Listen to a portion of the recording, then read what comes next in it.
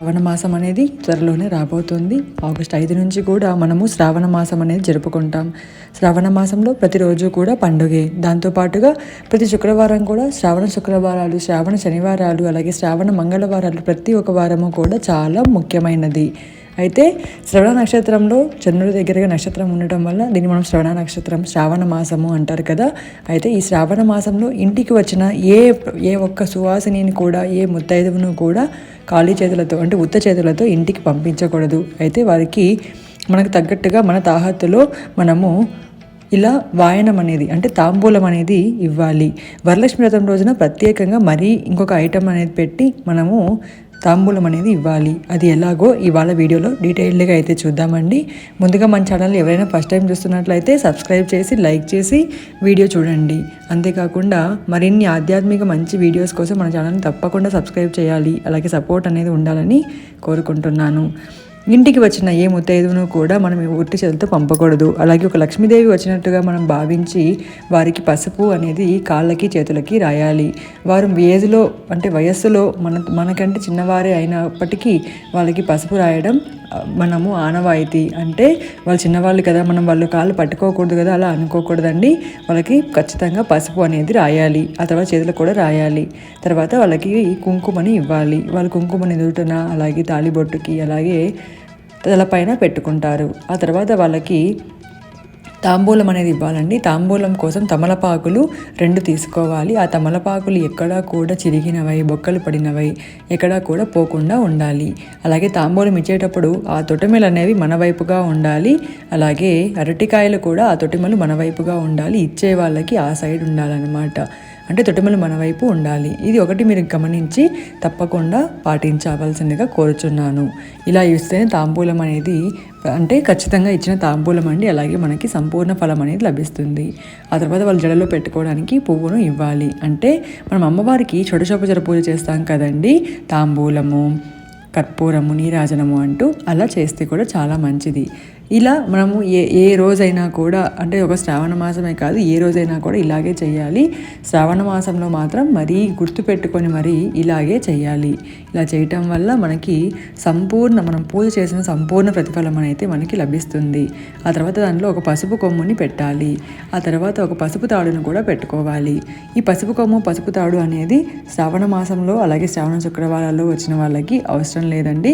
కేవలం వరలక్ష్మి వ్రతం రోజు మనము ఇస్తాం కదండి, అప్పుడు మాత్రమే పెట్టుకోవాలి. ఆ తర్వాత వాళ్ళు వేసుకోవడానికి గాజులు, ఆ గాజులు ఏవో వాళ్ళ సైజు కాకుండా అలాగే ఏవో ఒకటి తెచ్చి ఇవ్వకూడదు.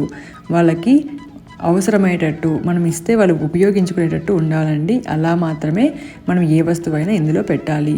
అలాగే జాకెట్ ముక్కలు అలాగే నలుపు ఒకటి లేకుంటే చాలండి. ఏ కలర్ అయినా పెట్టవచ్చు. అలాగే ఒకటి పెట్టకూడదండి, 2 జాకెట్ ముక్కలు పెట్టాలి. ఆ జాకెట్ పీసులు పెట్టాక ఇంతవరకు అయితే ఏ ఒక్కరికైనా మనం శ్రావణ మాసంలో వచ్చిన ఇంటి అతిథులకు మనం సువాసినులకి పూజ చేయాలి. అయితే ఈ శనగలు అనేవి నానబెట్టి మొలకలు తెచ్చినవండి. మొలకలు ఇచ్చినవి ఇస్తే చాలా మంచిది. లేదు అనుకుంటే నానబెట్టినవి ఇచ్చినా కూడా సరిపోతుంది. ఈ వరలక్ష్మి వ్రతం రోజున ఆగస్టు 16వ తేదీ మీరు ఉదయం పూజ చేసినప్పటికీ సాయంత్రం 6 నుంచి 7 గంటల లోపు ఇంటికి ముత్తైదువులను పిలిచి వాళ్ళకి ఇలా వాయనం ఇవ్వాలి. శనగలతో కలిపిన ఈ 1 రూపీ కాయిన్ అనేది కూడా ఖచ్చితంగా పెట్టాలండి వరలక్ష్మి వ్రతం రోజున. మామూలు రోజులలో అయితే అవసరం లేదు. అంతేకాకుండా అమ్మవారికి పెట్టే తాంబూలంలో కూడా ఇలా 1 రూపీ కాయిన్, గాజులు, చీర, తమలపాకులు, పసుపు కుంకుమ ప్యాకెట్ అన్నీ కూడా ఇలా పెట్టుకోవాలి. ఇలా మనం అమ్మవారికి వచ్చినట్లుగా భావించి వాళ్ళకి మనం వాయనం అనేది ఇవ్వాలి. ఇంకొన్ని అరటి పండ్లు ఇంటికి వాళ్ళతో పాటు ఎవరైనా పిల్లలు వస్తారు కదండి, వాళ్ళకి ఇవ్వడానికి మనం ఎక్స్ట్రా తెచ్చుకొని పెట్టుకోవాలి. కేవలం అరటి పండ్లే ఇవ్వాలా అంటే ఏం లేదండి, ఏ ఫ్రూట్స్ అయినా ఇవ్వచ్చు. కొంచెం మళ్ళీ తినగలిగేలా ఉండాలి. ఇక్కడ మేమైతే టెంకాయని కూడా ఇస్తామండి. మీకు టెంకాయ ఎక్కువ రేటు ఇవ్వలేము అంటే పర్వాలేదు, నేనైతే టెంకాయని కూడా పెడతానండి. టెంకాయ అయితే ఇక్కడ తోలు వలిసిందే ఉంటుంది మా సైడ్ బెంగళూరులో, కాబట్టి ఇలానే ఇస్తున్నాము. ఇలాగా అన్నీ కూడా తీసుకొని మనం తాంబూలం అనేది ఇవ్వాలి. తాంబూలంలో ప్లాస్టిక్ కవర్ కాకుండా ఇలా పేపర్ కవర్ వాడమని నేను మనవి చేసుకుంటున్నాను.